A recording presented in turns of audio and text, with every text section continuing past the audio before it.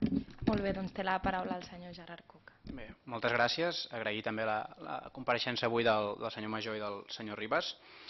Jo, enllaçant un punt amb la part final de la intervenció d'en Pere Aragonès, en què parlava de diverses preocupacions dels estudiants, voldria fer incís i transmetre també avui, aprofitar aquest espai per reflectir una campanya i una mostra de preocupació d'un tema que realment ha aconseguit aglutinar la pràctica totalitat dels sindicats estudiantils i que és compartit jo crec que per tot l'espectre i segurament per la bona part dels joves d'aquest país.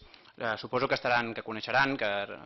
fa poc temps la Plataforma per la Llengua va anunciar una campanya d'àmbit universitari que es diu A la Universitat en Català.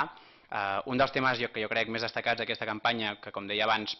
ha aconseguit el consens de la majoria, per no dir la pràctica totalitat de sindicats del Principat i bona part de sindicats també de la resta de països catalans, que els que hagin estat en moviments sindicals universitaris saben que molts cops és complex aconseguir aquest grau d'unanimitat, i va al voltant de 10 punts que versen tot sobre la utilització i la capacitat d'assistir des de la docència, el personal administratiu, les classes, l'oferta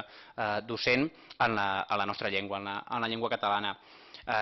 Creuen també des d'aquesta campanya, una campanya que des de la GER que ens hem adherit i altres organitzacions polítiques juvenils tant de l'oposició com del govern d'aquesta cambra també han subscrit,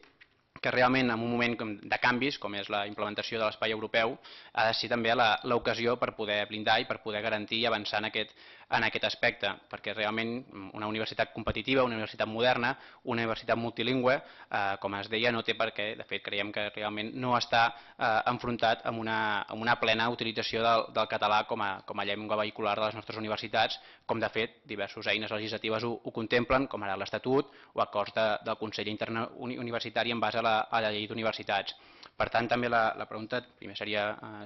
entenc que sí que comparteixen i sabem de bona tinta que és un dels objectius del departament, però també, tot i coneixent l'autonomia universitària i sabem precisament que molts cops els problemes no sorgeixen pas de les eines que existeixen, sinó a l'hora d'implementar, que ens trobem molts casos diferents en moltes universitats i fins i tot en facultats, que en alguns realment